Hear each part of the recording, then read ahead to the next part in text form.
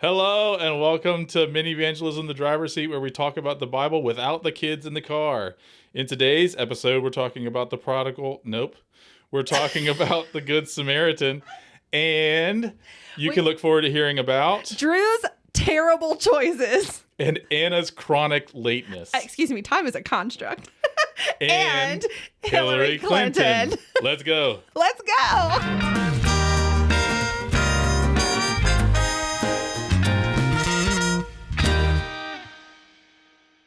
Hello and welcome to Mini Evangelism, the driver's seat, where we talk about the Bible without the kids in the car.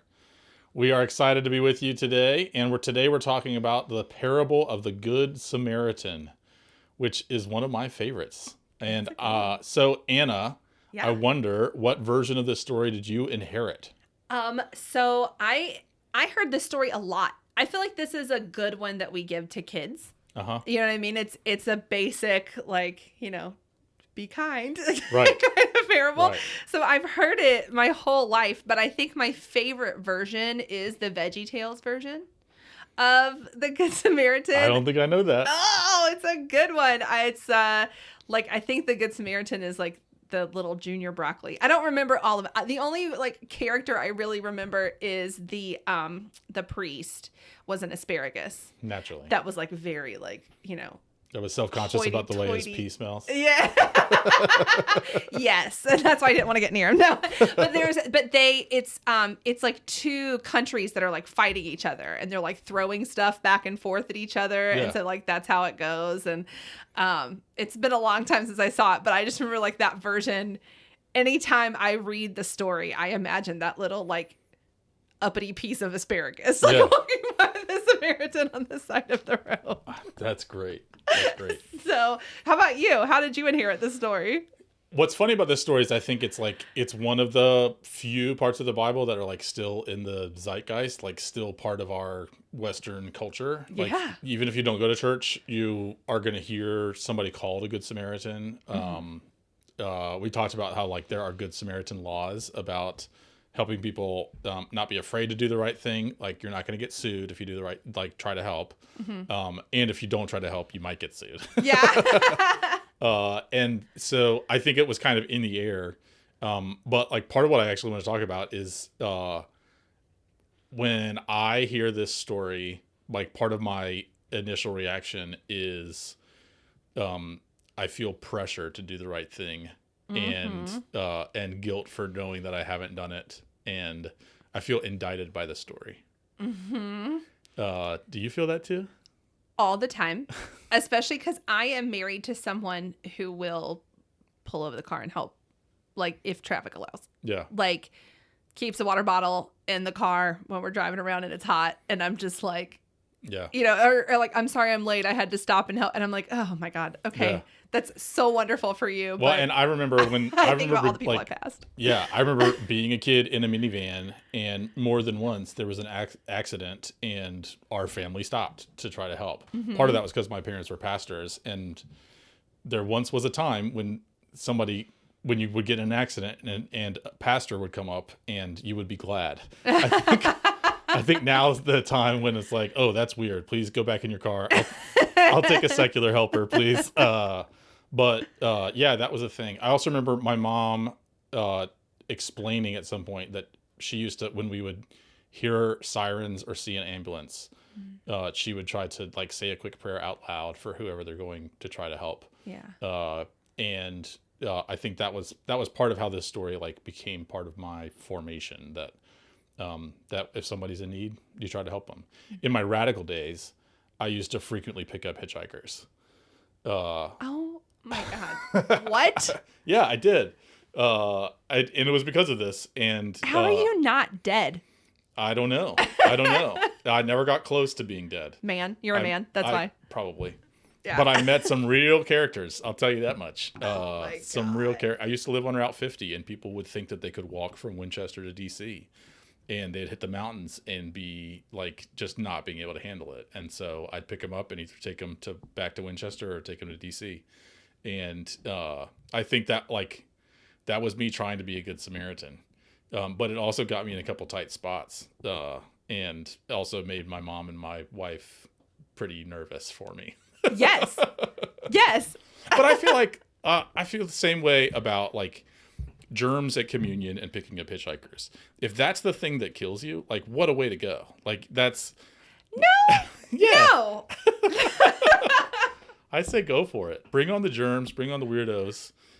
Die doing the right thing. Okay, but a germ has never like stabbed you. Yeah. Not yet. Not yet. Uh This new COVID variant is up. So I think like at some sense, I feel like everybody inherits this story because it's still part of our culture. Yes. But I think also that means that everybody inherits a little bit of guilt. Mm-hmm. Because I think that part of the intent, like Jesus' intent in story, is to indict the listener. Yeah. And to be able to say to this expert in the law, who would rightfully want to identify with the Levites or the priests, the Levites and the priests are getting it wrong. And this scum of the earth Samaritan is actually the one who gets it right. Mm-hmm. And I think that's part of what the story is supposed to do, is to produce some of that anxiety in us. Mm-hmm. The trick is, I don't think it's supposed to leave us there. No. But we can get into that more. I love that Jesus is like the best PR for Samaritans.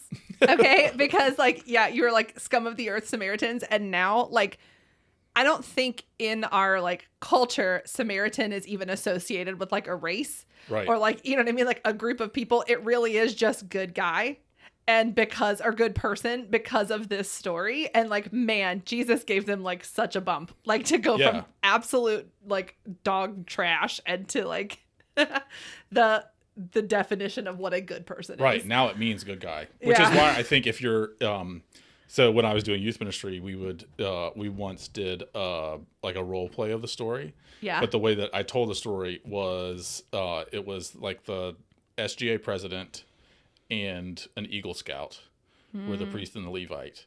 And it was like 2006 or so. Mm-hmm. And so the Samaritan was just a Muslim. Oh boy. And I think depending on who you cast, like as the characters. Yeah. You get closer or further from the intent of the parable. Mm-hmm. Like part of the invitation for us today is to think, okay, who's the Samaritan in my life that if I were stranded on the side of the road, I would not want them to stop for me. Yeah. Because I don't even want to accept help from them. Yeah. I imagine that it wouldn't take us long to figure out what kind of person that is. Mm-hmm. And so, and in order to really catch the meaning of the parable or a meaning of the parable, I think that framing is necessary. Mm-hmm. It's hard to overestimate the degree to which there was animosity between the Jews and the Samaritans. Mm-hmm. Part of the backstory is that when Israel was exiled to Babylon, the Samaritans are the portion of Israel that stayed behind and started to intermarry with other people. Mm-hmm. And so they developed two separate cultures, and they came back and they were like, you have no idea what we went through. And now they have this really strong animosity, and the Samaritans worship differently now because they've intermarried and kind of it's changed their religious practice. So they're straight up enemies. And you can think of other analogs in our own history. I mean, you can think about this in terms of racial conflict, in terms of cultural difference, in terms of political difference. Mm-hmm. And you probably should, because part of the scandal of the story is, like you can imagine the priest and the Levite being like two dark red Republicans, and then the Samaritan is Hillary Clinton. Oh my God.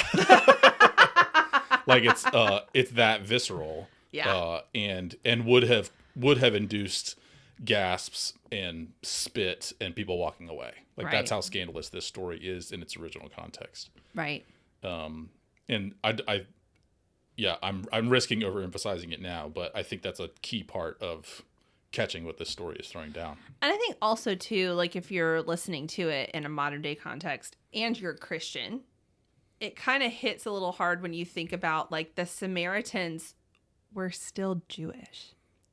They still were. I mean, they were the they were originally a part of this family, right? Like they're originally a part of this group of people. And so, yeah, they stayed behind, they intermarried, they've, they may look different now. They have more in common than they want to be able to admit. Exactly. And I think about that now when you think of like, because I was listening to the pastor at our church is doing a Methodism 101 class. And so I was listening to that because I can't do it during Sunday school.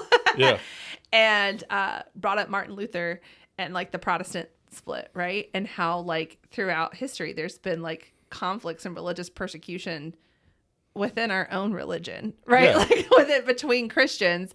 And, it's like, oh, the call is coming from inside the house. Exactly.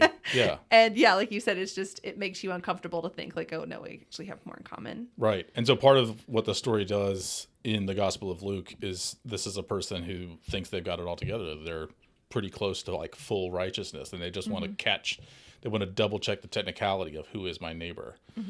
There's another take on that says they're trying to pin Jesus or trick him into answering falsely. But he answers brilliantly and basically brings the guy down a couple pegs. Yeah.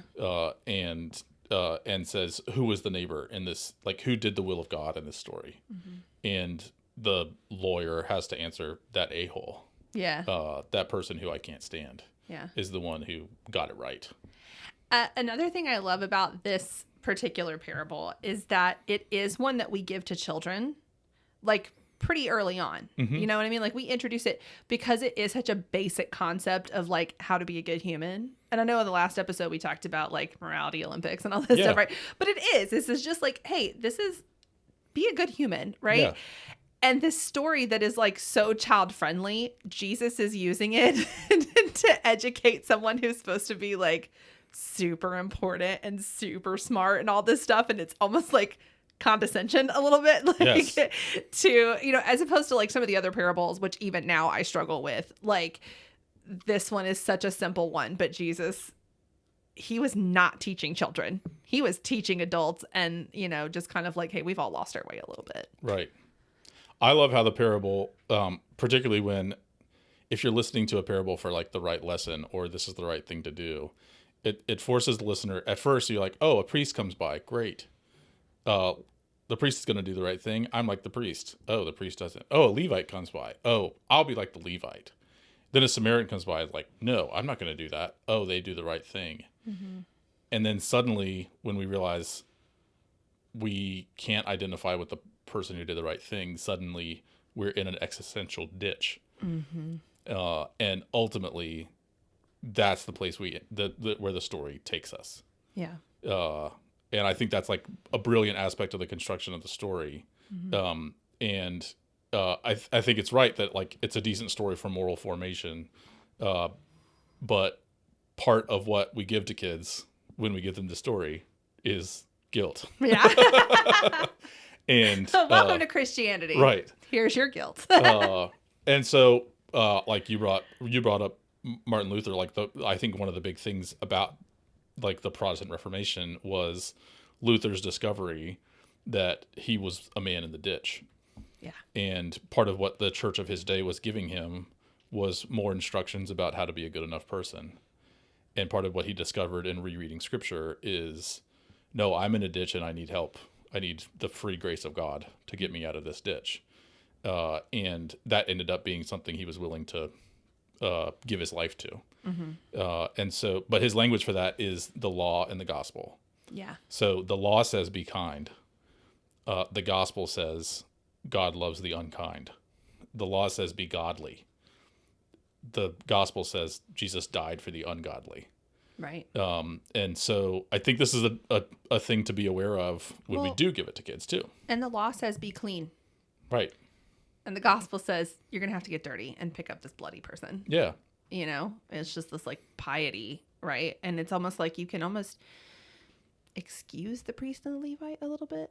Mm-hmm. Like I think that if I were an original listener to this story, I would excuse them and be like, well, of course that priest can't touch this man. Like he would be considered unclean, you know? Yeah.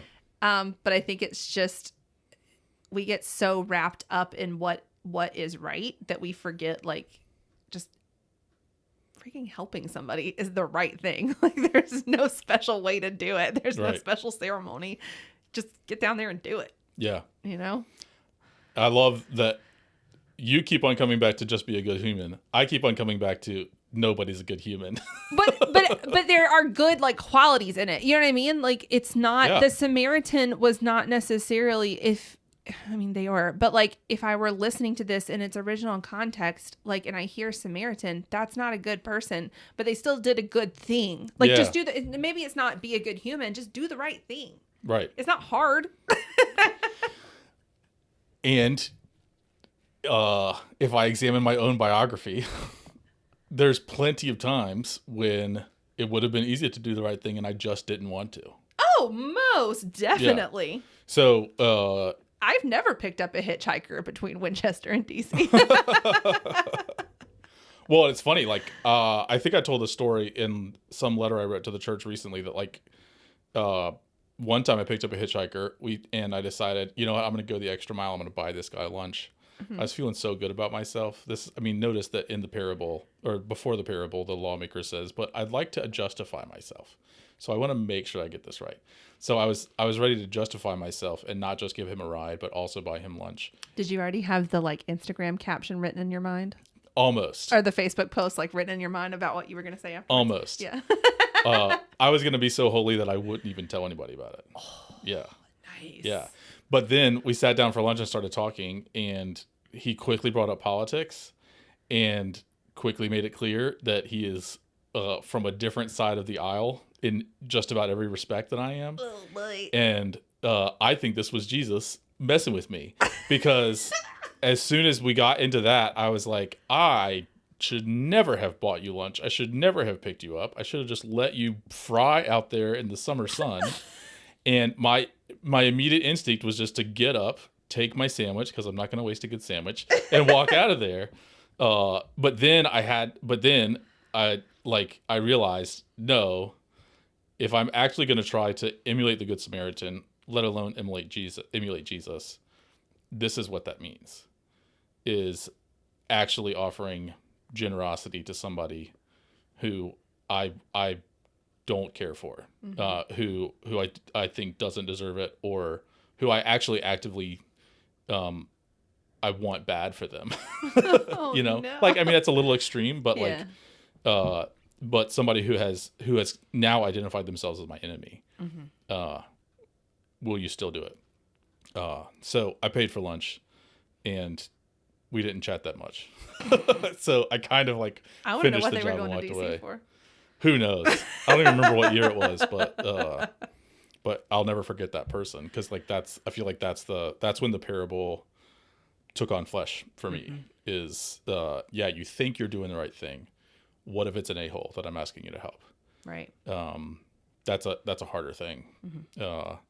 And suddenly it's not about doing the right thing so that I can feel good about myself. Yeah. It's about doing the right thing because it's the right thing. Right.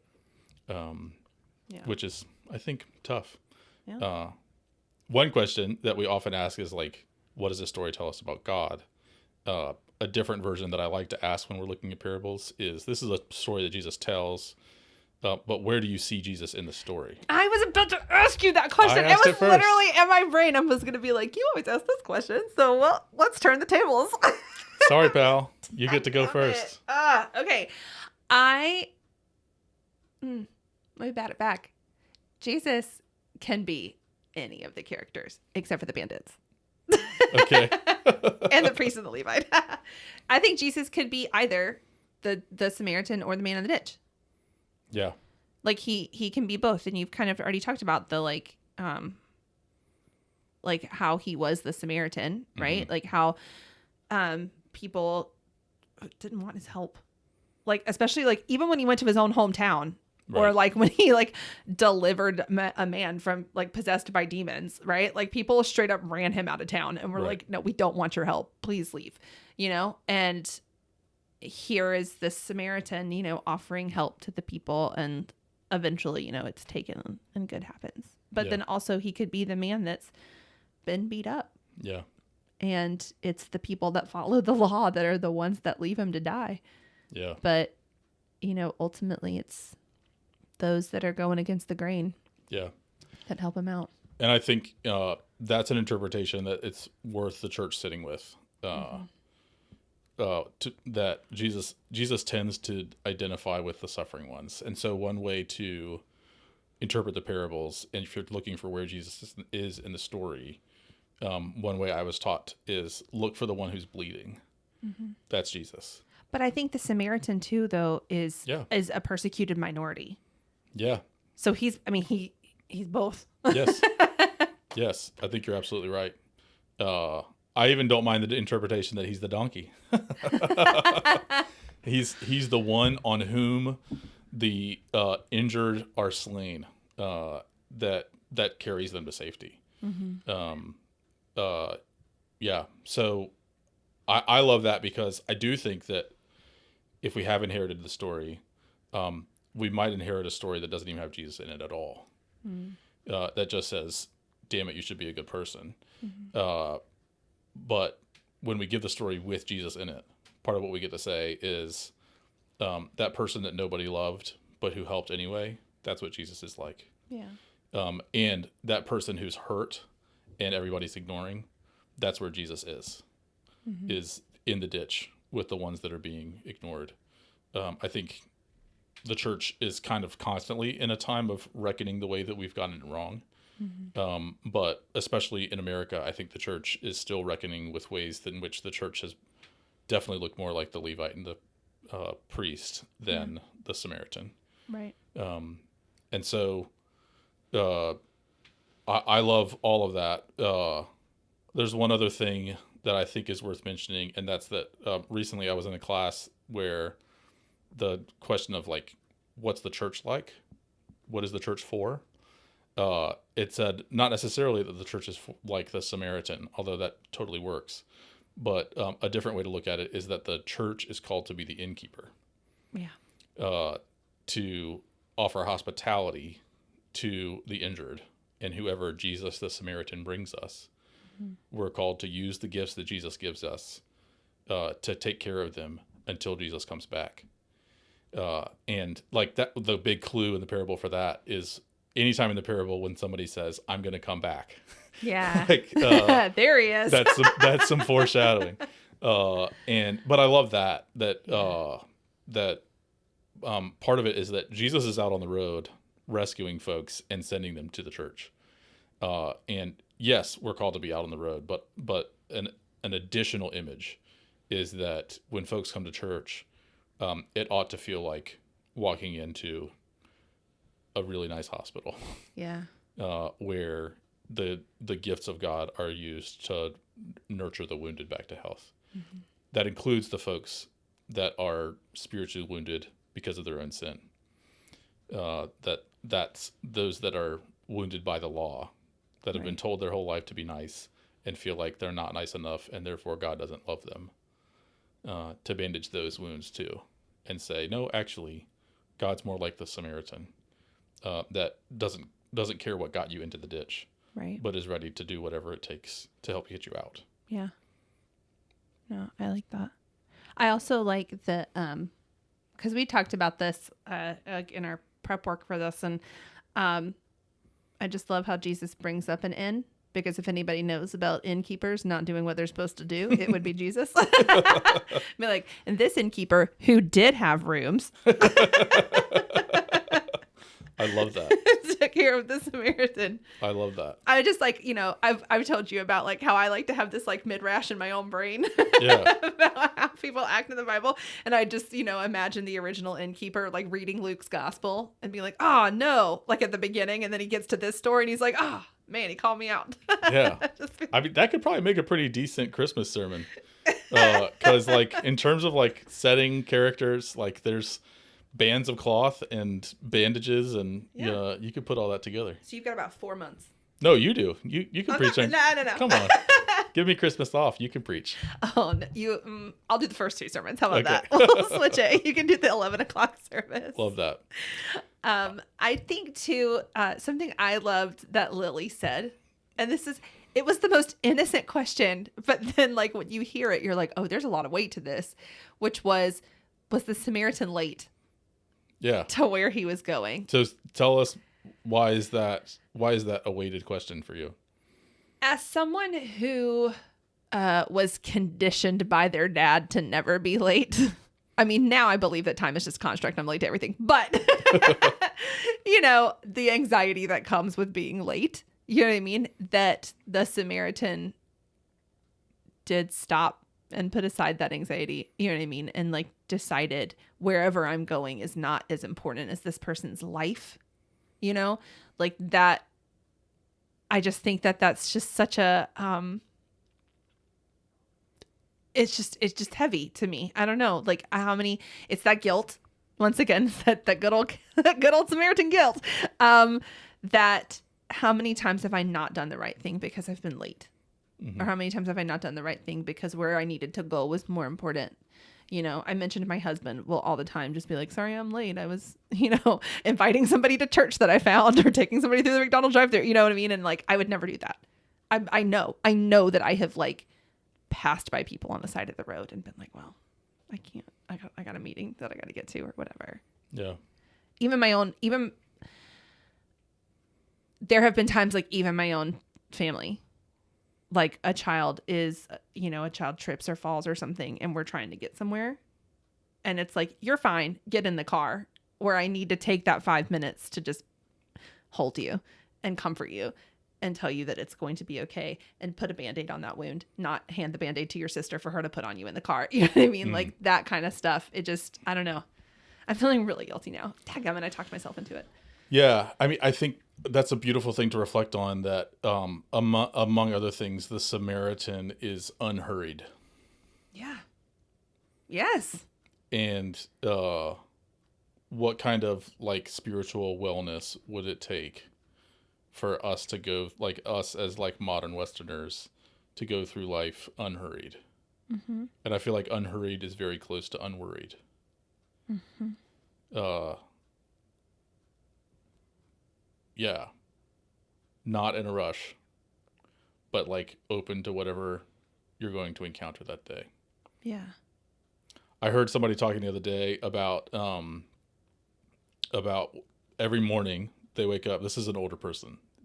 Old people are more saintly than people our age. Yes. Because they have time. Well, they're getting closer, right? Like we're getting our affairs in order. They've had more practice, but it was an older person that said, every day I wake up and pray that God will help me encounter somebody today. And they don't say like to help, but just like help me encounter somebody today. Yeah, and they told a story about who that person was, and it was some random person they encountered, and they found myriad connections. Now I remember who it was. So it was somebody that they encountered in TJ Maxx. Nice. And realized that they had gone to the same college. They had followed similar career paths. And by the end of the conversation, the person that this guy had encountered had said, had asked for prayers for somebody in their family. Now this is a retired person. They're less hurried. Mm-hmm. But it's worth noting, like, what if we tried to cultivate a posture of being unhurried and unworried and actually like present to the people that are in front of us? Yeah. I think that's probably something that takes 75 or so years to to become normative, but I do feel like there's something about who Jesus is that we see there. That the Samaritan, among many other things, was unhurried, not in a rush, ready to help, even if it cost them the plan for the rest of the day. Right. I think that's rooted in the confidence that however this day goes is going to be okay. That's rooted in a faith that says, I'm willing to be on someone else's timeline. Yeah. And you said this in mini evangelism, it's not the money that he spent at the inn. It's not the like practice of picking, the physical action of picking them up and put them on donkey. It's the time, right? Just the time that they gave. And I thought that was such a beautiful observation from her. And I'm also like really excited now because I know that I can be late to everything at work and be like, I was helping someone. That's good. Holy lying. I won't lie. I'll help somebody. Gotta find somebody to help. I'm running late. Yeah. Yeah. There's another passage, I think it's in the book of James, that it's like in a long list of things you ought to do. And one of them is give to any who ask. Mm-hmm. And there was a time when I decided, okay, I'm going to try that for a little while. That anytime I get asked for something, I'm going to try to give something. I did that too. I made it one summer. Nice. How long did you make it? I'm still practicing. Oh, okay, good. But nope. part of what I realized is, and this is either a loophole or it was just kind of where it took me, is that one of the things I can give, like it doesn't necessarily mean that I can't always give what's being asked. Mm-hmm. But one of the things that I can almost always give somebody is the time of day. Yeah. And my attention. Long enough to figure out what do I have that I can offer this person. Right. And that means that, if I'm driving up to somebody in the median who's asking for money, sometimes I'll give them money. Sometimes, but almost every time I'll at least make eye contact with them and wave, which is good for me. I don't know that it makes any difference for them. Right. But it's good for me to say, this is a human, like this is a person, this is someone who God loves. Mm-hmm. And maybe the least you could do is just make eye contact with them and acknowledge their humanity, offer them that much dignity. That's been a good practice for me. It's formed me. Mm-hmm. It also helps me reframe the posture where I feel like I've got to do everything. Right. Because I can't. I'm a limited person. And sometimes I'll use that as an excuse, but there really are times where you just can't. You just can't. Yeah, and that's okay. God understands. Right. Right. Like sometimes I will like not do the right thing, and then I feel like I got to go to God with like a list of excuses, and like because I forget, like, oh no, He was there. He was watching that show. Right. Like, He saw it. He knew my heart. Right. And in that sense, like part of life is consistently finding ourselves in the ditch and getting pulled out again. Yeah. And there's apparently no limit to the number of times God's willing to do that for us.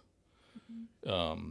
And if that's the case, then suddenly I've got a reason and the courage to try.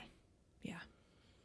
If it's all on the line, whether I get this right or not, then I'll tell you right now, I won't get it right.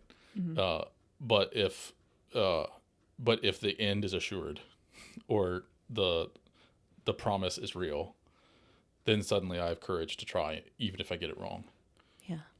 For the sake of that neighbor, and also for the sake of what the act of serving your neighbor or loving your neighbor, or even just acknowledging the dignity of your neighbor, what that does for us.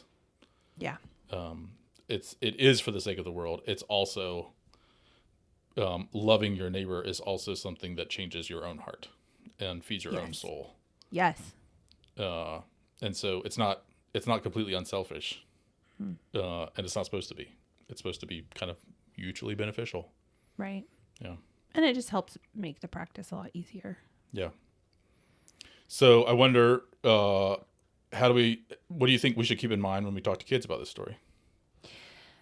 So I think when we talk to kids about this story, this is definitely one of those stories where you need to remind them, or, introduce the story and then shut your mouth and listen and watch, because kids have got this concept down. Mm. You talked about how older people are unhurried. Kids are unhurried. Come to my house any morning between the hours of 7:30 and 8:15, right? Yeah. But kids, this whole idea of like helping somebody, right? It's just like ingrained in them, right? And like, I don't know how many times we have been at a red light and somebody's in the median, and my kid has been like, who is that person? What's on their sign? When my oldest learned how to read, it was done, because she's like, that person needs money. And they want God to bless us, so we need to give them money. I saw the money. Like, Here we go. Let's go. You know what I mean? Like, they just don't understand, right? Yeah. Like, yeah, just why wouldn't we pick up that person on the side of the road? They get, they don't have that kind of fear built in them yet, or Right. just the complicated part of it. Exactly. Yeah. And so I think paying more attention to them and just how they interact and who their neighbor is. I watched my youngest yesterday. She was going into school, and they're finally letting the kindergartners get breakfast on their own. Like, they used to be walked by a teacher. Now they let them do it on their own. And she got to that door, and she was just kind of looking around and not really sure. Her sister had already gone ahead, and like she was looking around, and then she spots somebody that also has like a kindergarten fish tag on, and just grabbed her hand, and like the two of them together were like, we're going to take this, right? Like, that was her neighbor. And I asked her at dinner, I was like, who is that girl you were holding hands with? And she's like, I don't know. Like, she needed help. I needed help. We're going to go in to do this together. Or I've told you about our Starbucks friends. Yes. Like, we go to Starbucks, or we used to. Now she's in school, but before I would take her to preschool, we would stop at a Starbucks. And there was just a woman there who my youngest just struck up a conversation with. And like, we have exchanged phone numbers. Like, we now are like friends. But normally I would just wait for my order and like play on my phone. But my youngest was like, no, we're going to go and we're going to interact with people and just talk to them. Yeah. Right? Like, it's not just giving our time. And yeah, I had to be at work. I had to be at, she had to be at school, but she was like, no, it's fine. We got 5 minutes. Let's sit and talk to this person. Yeah. And, I think that, yeah, if you tell the kids the story of the Good Samaritan, they'll just be like, oh, okay. Yeah. That makes sense. Yeah. There's no lesson to be learned here. Yeah. What about you? Like, how are you going to talk to your kids about it? I think, if I were really going to dig into it with my kids, which I probably won't, but like, I would have to recast the characters so they got it. Okay. Like, I would have to, tell one of them the story and a beacon about them. Like, you were in a ditch. I walked by and I ignored you. Mama walked by and she was chasing after one of the other kids. And then the sibling that you're arguing with right now walks by, and that sibling actually turns and tries to help you. Mm.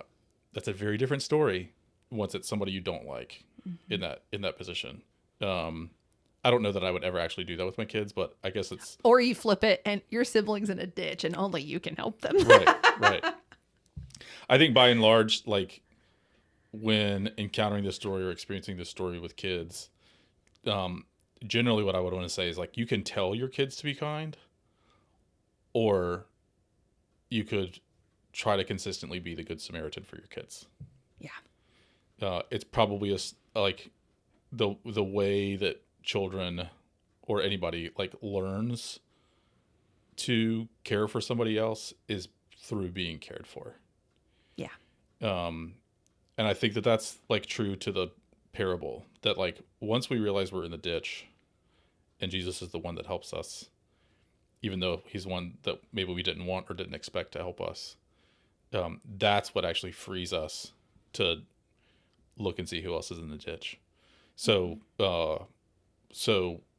if you want your children to catch this story, give it to them in how you regard them and what they see you do, which is hard. And like, I even hesitated to even say that because I'm conscious of ways that I fail to do that daily. But I think this is one that's shown.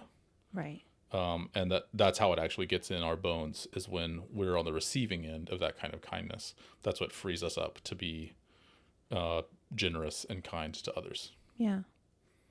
And I think too, like you're saying, like, I don't want any parent listening to this or any adult listening to this to have like massive guilt because they think that like we're going to just go out here and be the most righteous people ever. Like, that's not. No. We try and fail all the time. You know what I mean? But just being conscious of it, I think, when the opportunity presents itself. Yeah. And when we consider this story, we have to keep in mind that the one who's telling us this story is the one who has brought human existence out of the ditch. Yeah. That part is that's who Jesus is. Mm-hmm. And that can't get lost in the effort to do what he's asking us to do. Yeah. the law is intense and we can't live up to it. The gospel is the only way we can start to then rehear the law and actually participate in it. Mm-hmm. It's only by the fact that we've got somebody who's got all the time in the world for us, that we're then actually free to pursue this, not as a way to justify ourselves, but as a way to enjoy the adventure of the kind of life that God has actually given us, where Samaritans are no longer just Samaritans, where Muslims is no longer a bad word, right? But our neighbors, where Republicans or Democrats or Trumpers or Hillary fans or what have you. Kamala's running now. I don't know if you knew that. Thank you. I knew there was something going on. I still feel like Hillary is hated more than Kamala, but most definitely, yeah. But where people or persons or representatives of particular groups are no longer enemies solely because they belong to that group. Yes. That's what Jesus showed up and said, this is okay. Like you can actually love them anyway. Because that's what I've done in loving you. Because ultimately all that stuff doesn't matter. It doesn't matter, like all the differences, right? Like when we all get to heaven, ain't nobody gonna have these differences. and two, it's how much do you have in common? How similar, even if it's an uncomfortable conversation to have, you've got to find similarities with people, right? Or at the very least, like just love somebody enough to give them the time of day. Yeah. And to not show up as a threat, but show up as a neighbor. Yeah. I think I feel like as we're talking about it, it sounds like a little bit too simple. And I think it is. And I also, where it lives in my gut is that this is a radical message. Yeah. And it's a radical countercultural way of showing up in the world. Because I think because we're sinful humans, this is not our first instinct. Right. And yet, Jesus showed up to say, game on. Yeah. Like, now you can love one another because I died for all of you MFers. And that's an actual quote. That's in the Bible. And it's a message. all of you are sinners saved by grace. Yeah. Like that's the title that you all bear. And therefore you're all brothers and siblings and sisters in my name. And so go have fun learning what that feels like. Right. Go have fun in the adventure of figuring out how to test me and see if I'm wrong. Yeah. Because I'm right. Yeah. And I think it's part of what I think about all the time. And part of the reason why I don't listen to the news that much. Yeah, you didn't even know who was running for president. Exactly.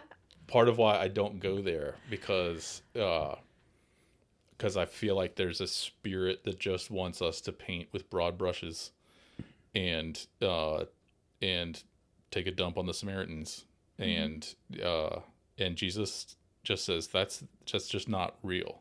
Like it's not the truth, and it's not what I'm trying to show you.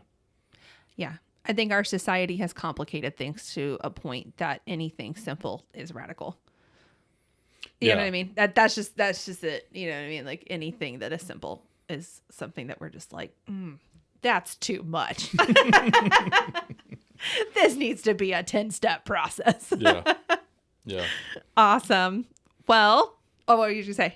Well, I would just say like Godspeed to anybody listening, and to you and me in continuing to wrestle with this and find ourselves in a ditch and then get picked back up and try again. Yeah.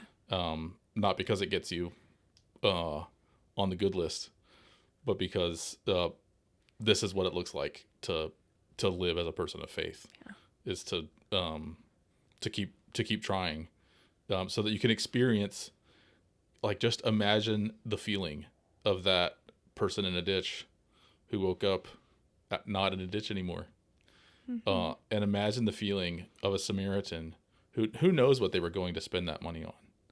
Imagine the feeling of the Samaritan who gets to the end of wherever they're going and says, gosh, I just spent a whole bunch of money, but I spent a whole bunch of money on something I really care about.